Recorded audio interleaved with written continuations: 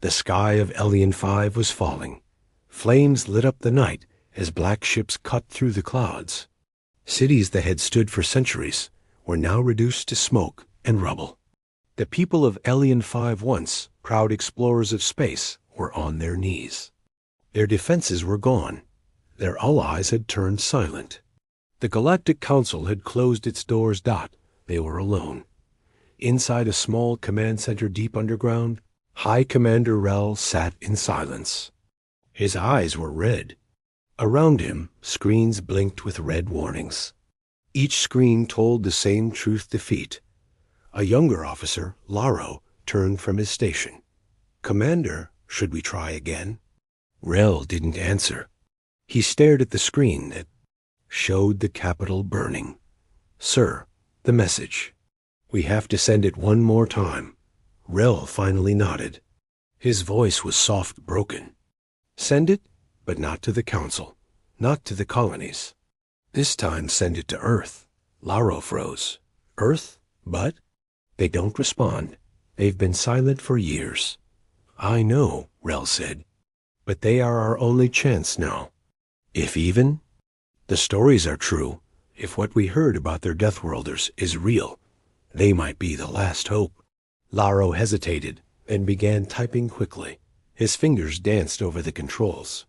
The message was simple. Only 6 words. "We beg Earth. Please help us." He looked at the commander. "Sending now." Rel closed his eyes as the signal left the system. Broadcast on every frequency Earth was known to monitor. And then they waited. Minutes passed. Then an hour. The sounds of the surface explosions, screaming, distant thunder filtered through. The walls like ghosts. Soldiers whispered prayers. Civilians cried in the dark corners of the base. There was no reply. Until the screen blinked. A simple message came back. Acknowledged. Help is en route. ETA. 9 hours. No name. No details. Just cold precision. The room fell silent. Rel stood up slowly, not sure if it was real. They responded?" Laro nodded, eyes wide. "Yes, sir. Earth is coming." "But 9 hours," another officer said. "We won't last that long." Rel looked around at his people. His soldiers, his friends. "And we hold, we fight. And we pray those stories were true." 8 hours later, outside the mountain bunker, the final wave of enemy troops began their advance. Hundreds of shadow beasts, tall, 4-armed invaders, wrapped in black armor, marched across the ruins. Their leader, a towering brute with burning red eyes, gave one command: "End them all." Inside, Rel stood at the front gate. Only 20 soldiers were left. Each held a weapon. Each knew they were going to die. Rel raised his gun. "Let's give Earth a reason to remember us." The gate exploded inward. Gunfire lit the tunnels. Alien weapons clashed with desperate defense. The air smelled of blood and dust. One by one, Elian's defenders fell back, closer and closer to the heart of the base. Then, suddenly, a deep vibration hit the ground. Boom, boom, boom, boom, froze. Outside, the air shimmered from the clouds. Above, black shapes began to appear, large, silent, and shaped like blades. Massive dropships, shaped like spears, descended without sound. The enemy forces looked up, confused. One of the shadow beasts raised its weapon. Then a figure dropped from the sky. It landed with a crash, sending dust in every direction. The figure stood taller than any Elionian. Its armor was dark gray, covered in strange symbols. It didn't speak. It just moved. The figure grabbed the nearest enemy and crushed its chest with one hand. Another one came. Behind him, then another, until a full line of armored humans stood in the smoke. They didn't roar. They didn't announce themselves. They just fought. The Deathworlders had arrived. Inside the command center, Rel and the others watched the screen in disbelief. Enemies who had torn through their cities like paper were now falling back fleeing. Each human moved like a weapon. No fear. No mercy. A female voice came through the speakers. "This is Earth Detachment 7. We have control of the battlefield. Hold your positions. Medical and rescue units inbound." Rel dropped his weapon and leaned against the wall. They came. Laro smiled for the first time in days. They really came. But even as relief swept through the bunker, one thought remained in everyone's mind. What kind of world creates warriors like these? And what did Earth just unleash? The battlefield was quiet now.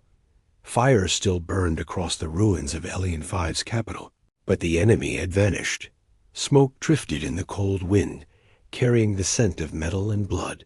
From the sky, more human dropships landed silently, their ramps lowering without sound.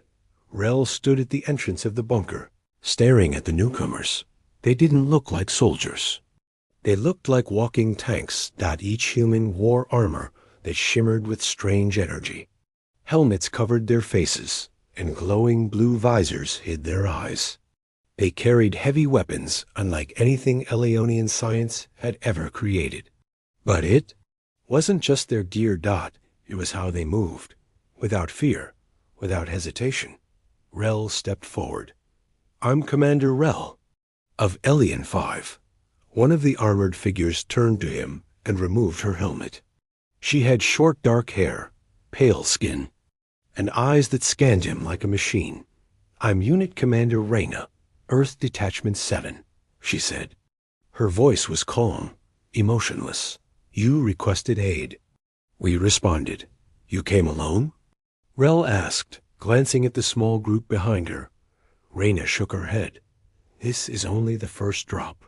More will come. But we are enough." A medical drone hovered behind her and began scanning Rel's injuries. Laro walked up behind him, whispering, "Sir, that's a woman. She just took down 5 of those brutes, like they were nothing." Rel nodded. "Deathworlders," he said softly. "Now I believe the stories." Reyna looked at him. "You've heard of us?" "Yes, rumors. Tales of humans who train in fire, fight in storms, and laugh in war. We thought they were myths." "They are not," she said. "Earth is a death world. We survive things your people write nightmares about. War is not strange to us, it's natural." Another Deathworlder approached. This one was even larger, muscles like steel, eyes scanning the area like a hunter. His armor had claw marks. He had no visible fear. Reyna nodded toward him. "That's Marshal Brent. He leads the ground strike teams. He doesn't speak much." Brent gave a short nod and walked past them, checking his weapon. He didn't say a word.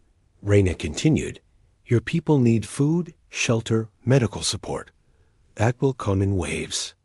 But first, we secure this planet." "You mean you'll stay?" Rel asked, surprised. "For now," Reyna replied. "Until the enemy is gone. Fully gone." Later that night, deep inside the war-torn capital, the Elionians watched from rooftops and windows as the humans moved like silent shadows through the streets. They cleared every alley. They set up energy barriers. Their tech moved fast that even the best Elionian scientists couldn't follow it. In the main square, a group of children peeked out from behind broken walls. They stared at the humans with wide eyes. One girl pointed. "Look, they don't smile." Her older brother nodded. "Because they're not here to smile. They're here to protect." Back in the command center, Rel sat with Reyna in the planning room. Holographic maps floated above the table. "These creatures that attacked us," Rel said, "we don't know where they came from. They use weapons we've never seen." Reyna tapped the map. "We do.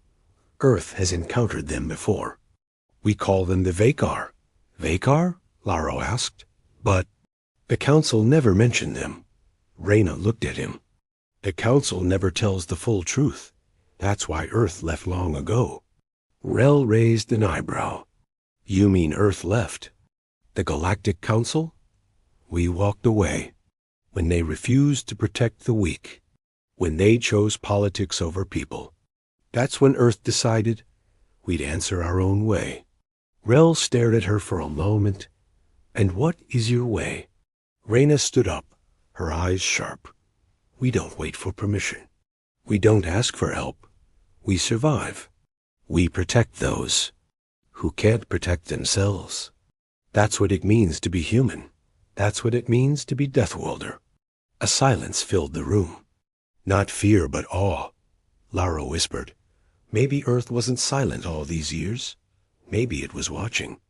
Reyna nodded. We watch everything. Outside, a new wave of Deathworlders landed. Larger machines rolled out mechs with glowing red cores, drones that hovered silently, and supply crates filled with advanced tools. One human soldier walked past an Elionian guard and dropped a folded flag into his hands. The Elionian looked. Confused. What is this? The human simply said, Earth doesn't forget, and kept walking far above the planet. Dozens of Terran warships now circled silently in orbit. They didn't broadcast warnings. They didn't make demands. They simply waited. Because when Deathworlders arrive, they don't ask questions. They finish wars. The fires had stopped, but the war hadn't ended.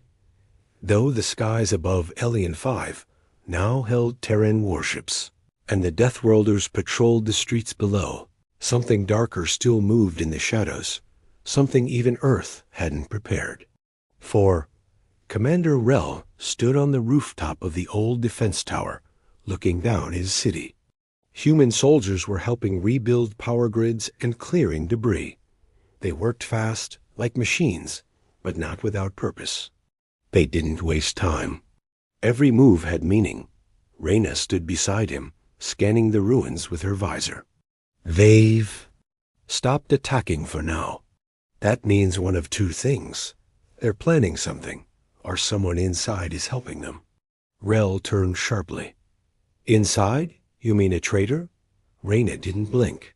Yes, below, in the remains of the central plaza, 3 Elionian workers moved supplies from crates the humans had brought down. One of them, a tall technician named Sioran, kept glancing around nervously. He adjusted a glowing device on his wrist, a communicator that didn't look standard. He whispered, It's in place. Signal is ready. From the shadows behind the broken statue of the Elionian founder, a flicker of light responded. Then it vanished. That night, in the command center, a strange signal pulsed through the security systems. Laro noticed it first. Commander Rel, he called out. I'm picking up something wrong. One of our beacons is sending data to the wrong frequency. A military one, but not ours. And not Earth's either. Rel and Reyna rushed over. Reyna tapped into her armor's interface. Within seconds, a hologram appeared in outline of the base, with one glowing red dot deep within the storage bay. That's not supposed to be there, she said. Rel frowned. We didn't install anything there. Reyna looked at Laro. Lock. This room down. Nobody leaves. Laro nodded and hit the security protocol. The doors sealed. Reyna activated her comms. Unit Brent. Code black. Possible breach. Sweep all internal personnel. We may have a mole. Minutes later, Marshal Brent arrived, his heavy footsteps echoing through the steel corridor. He didn't speak. He simply looked at Reyna and nodded once. Together, they moved, down into the lower levels of the command center, past power cores and medical bays. They entered the supply wing. It was dark, quiet, but something felt wrong. Too quiet. Reyna held up a scanner. The signal was close. Then, a click. From the shadows, a pulse weapon fired. Reyna dodged left. Brent rolled right. Sparks flew as the shot hit the wall. They found. The shooter crouched behind a supply crate. It was CREN. His hands trembled as he aimed again. You don't belong here. He shouted. The enemy. The Vakar, they promised us safety. They offered us power. Reyna stepped forward slowly. You sold out your planet. They would have killed us anyway. He yelled. At least this way, I get to live. Brent didn't wait for another word. He fired once. The pulse from his weapon struck Sion in the chest, knocking him unconscious. Reyna moved in, scanning the device on his wrist. A locator beacon, she said. He was giving away your positions. Every time you moved, the Vakar knew where you'd be. Rel, who had just arrived, clenched his fists. That's how they hit our convoys. That's why they always stayed one step ahead. Reyna nodded. There are always enemies outside, but the worst ones are often inside. Back at the main hall, the captured beacon was placed in a sealed container. Laro, shaken but focused, watched as human engineers dismantled it. Are there more of these? He asked. Reyna didn't answer immediately. Maybe. We'll find them. Rel sat nearby, rubbing his temples. My people trusted each other. We fought for one another. But now, we can't even tell who's on our side. Reyna looked at him. That's what war does. It breaks not only buildings, but trust. But we're here now. And Earth doesn't just fight battles. We help rebuild what was lost. Rel met her eyes. Including trust? She nodded. Including that. But just as things began to calm, a warning flashed on the main screen. Laro turned pale. Commander, enemy movement detected. Hundreds of life forms approaching. Underground. Reyna narrowed her eyes. They're tunneling. Suddenly, the ground shook from deep below. The Vakar had begun their next strike this time. From beneath the city, Reyna looked toward the war map. This wasn't just an invasion. It's a test. Rel stood up again, fire in his eyes. Now, then let's show them Earth isn't the only one ready to fight back. Asterisk, the Earth split open. From below the shattered capital of Alien 5, the Vakar came roaring through the tunnels. Dust shot up into the air as chunks of the street lifted and collapsed. Civilians screamed and ran. The humans didn't. They moved. Toward the sound of destruction. Commander Rel stood in the center command tower, watching it all happen on the screen. They're coming up under the city, right into our shelters. Reyna's voice came through calmly over the comms. Let them. We've set the trap. Rel's eyes widened. You knew? We've fought them before, she replied. We always let them dig. Then we bury them. Underground, within the largest tunnel breach, Marshal Brent stood motionless. As dust filled the corridor, on either side of him were 6 Terran soldiers in matte black armor. Their weapons were not raised. They were waiting. Then, the first Vakar burst through the tunnel wall screaming and clawing. Brent raised one fist. Now, the humans opened fire. Quiet, clean, controlled. Blue beams cut through the air. Each shot struck a target. No wasted. Bullets, no fear. Within seconds, the front line of Vakar collapsed. Still, more poured through the tunnels, crawling, screaming, clawing at the walls and each other. Brent took one step forward and fired a sonic charge. The device hit the tunnel ceiling. With a loud crack, the rocks above caved in, crushing half the invading force. The rest scattered only to find themselves surrounded by Earth's warriors. The trap had been sprung. On the surface, chaos reigned, Elionian. Defense squads were trying to protect evacuation routes, but panic had spread. The Vakar were attacking from multiple tunnels at once. Fear rippled through the streets. Civilians trampled each other to escape. Reyna moved through the city like a shadow. Her movements were sharp, clean. Every turn of her head scanned for threats. She reached a collapsing shelter and found dozens of civilians huddled inside. A young Elionian girl stared at her, trembling. They're coming. Reyna knelt and gently placed her armored hand on the girl's shoulder. Not anymore. She stood up and turned to her squad. Cover the exits. Deploy defense drones. Nobody touches these people. The humans didn't hesitate. In seconds, a ring of floating drones rose into the air, their lights blinking red. Any movement within range triggered their defense field's dot, and then the Vakar arrived. They crawled from the tunnels, shrieking. One leapt at the girl. A drone pulsed once, and the creature turned to ash mid-air not far above the planet. Aboard the Terran command ship Iron Hand, Captain Vareen watched from orbit. Dozens of red dots flashed on the tactical map. His second officer spoke. "Shall we intervene, sir?" Captain Vareen shook his head slowly. "No. Let the ground units finish this. They were sent for a reason. The Vakar need to remember what fear feels like." He turned away from the screen. "We are Deathworlders. We don't just fight. We teach lessons." Back on the ground, the tide of battle had turned. With every tunnel that opened, humans were waiting. With every charge, the Vakar found only precision fire and brutal efficiency.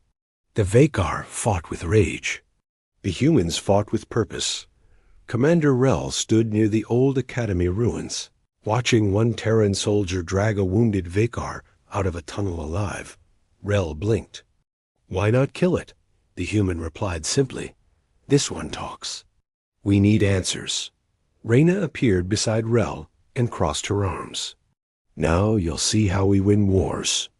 Inside the temporary interrogation room, the captured Vakar sat in chains, made of neutron steel. It snarled, its dark eyes scanning everyone. Reyna leaned in.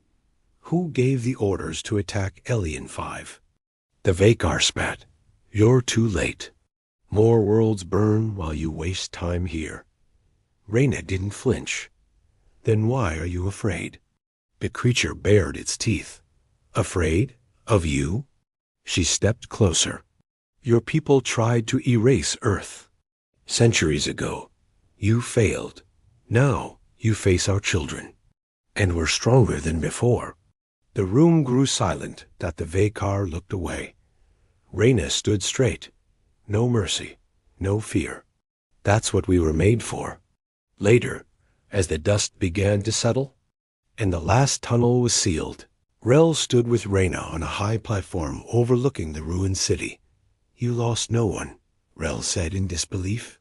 "Not a single soldier." Reyna nodded. "Loss comes when we hesitate. Earth doesn't hesitate anymore."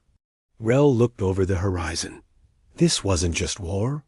This was a message. Reyna looked toward the sky, and Earth just made it loud and clear. The city was standing again, but barely. Tunnels were sealed, fires put out, and most civilians were safe. Still, every breath felt heavy. Alien 5 had survived. For now, dot in the heart of the temporary command post, Commander Rel stood next to. A wide table covered in maps, screens, and glowing enemy movement reports. Beside him, Reyna stared silently, watching one blinking red dot on the map. It didn't move.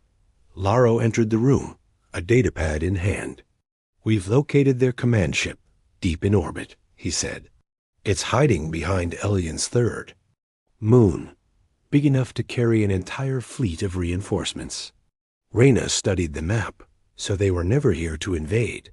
They were here to test our defenses before launching something worse. Rel clenched his fist.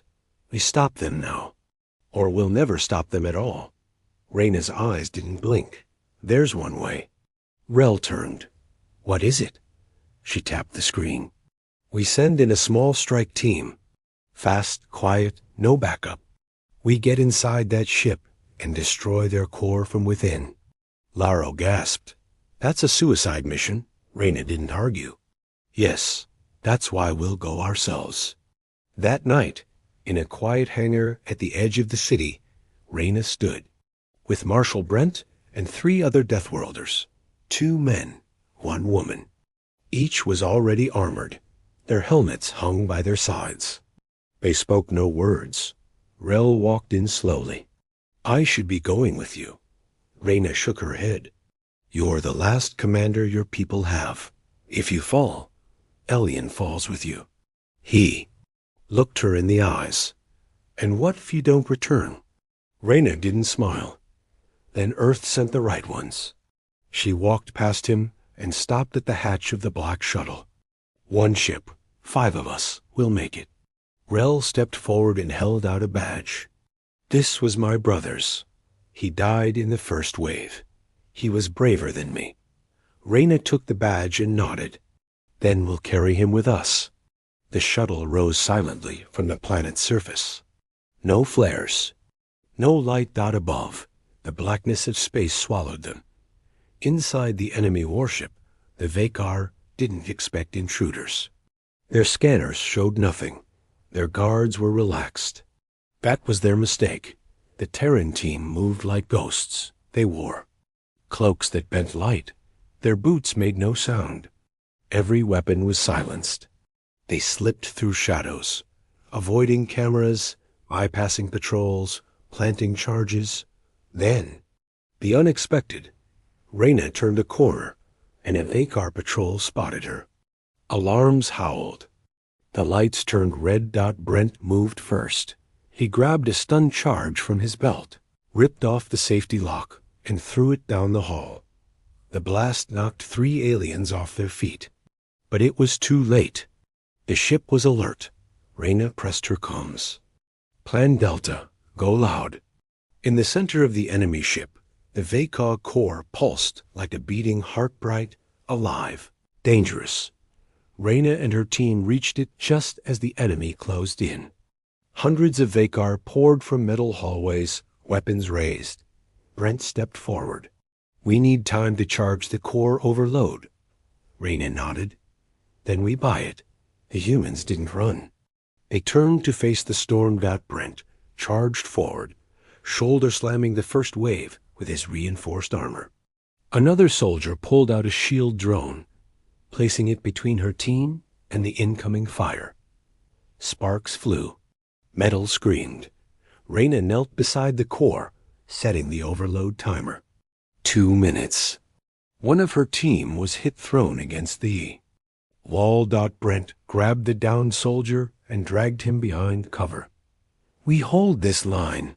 The countdown continued. Back on Elian 5, Rel watched the warship from the tower. A single dot blinked on the outer rim. Lara whispered, "They're still in there." Rel closed his eyes. "Come back." Inside the Vakar warship, the countdown hit 10 seconds. Reyna activated the return beacon.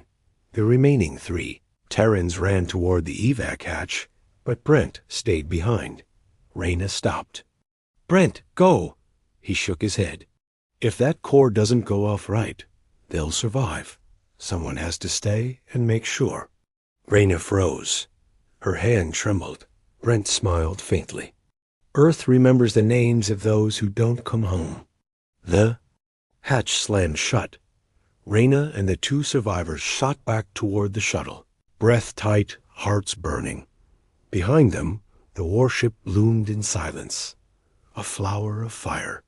In space. Later, on the surface of Elian 5, a funeral beacon lit the sky. A small metal badge, Rel's brother's, was placed beside Brent's name on the wall. Reyna didn't speak during the ceremony, but before leaving, she whispered, "He stayed so you could live. That's what we are, Deathworlders. We protect, we endure, and when needed, we stay behind." The warship was gone. From the high peaks of Elian 5, the fireball in space had faded. The stars returned. The sky was calm. Again, but something in the air had changed. There was no cheer, no victory speech, just silence and a deep, quiet respect.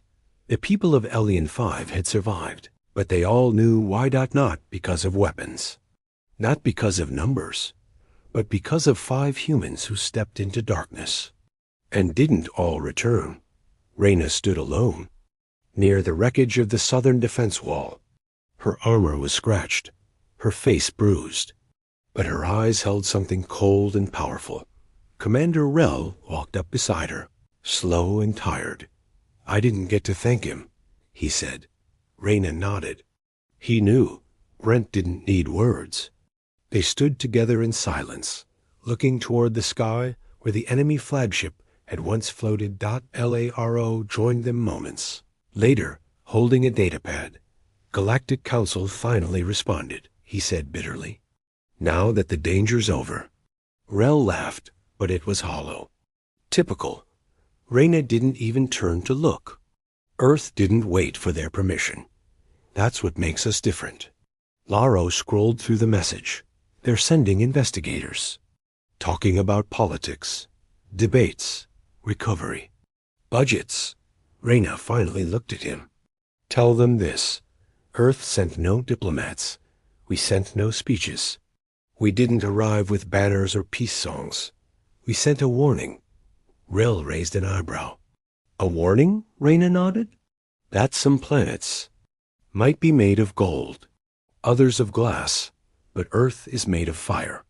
Across Elian 5, humans were no longer seen as strangers. Children walked beside armored Terrans without fear. Families offered food. Mechanics asked for help repairing old ships. Artists painted. Murals on walls, giant armored figures standing between flames and children. And everywhere, the name of Marshal Brent was whispered like a legend. The man who stayed behind, the one who didn't speak, but shouted louder than anyone in the end. A week later, the council ship arrived. Sleek, silver, perfect. Aboard it, diplomats wore long robes and carried ceremonial staffs. Their voices were smooth. Their smiles were rehearsed. Commander Rel met them at the edge of the city, flanked by 2 Terran soldiers. One counselor stepped forward. "We offer our condolences. We recognize Elian's struggle." And Reyna interrupted. "You didn't come when the alarm sounded. You didn't come when cities burned. Don't come now with apologies." The counselor frowned. Earth had no authority. Reyna's voice was quiet but sharp. "Earth doesn't ask for authority." Rel stepped between them, calm but firm. "We sent out a cry for help. Earth answered. That's what matters." The council delegation stayed only a few hours. And when they left, the people of Elian 5 barely noticed. Their heroes had already gone. In the rebuilt command center, Reyna prepared for departure. Her team was smaller now. 2 ships instead of 3. One call sign Grant 7 would remain silent.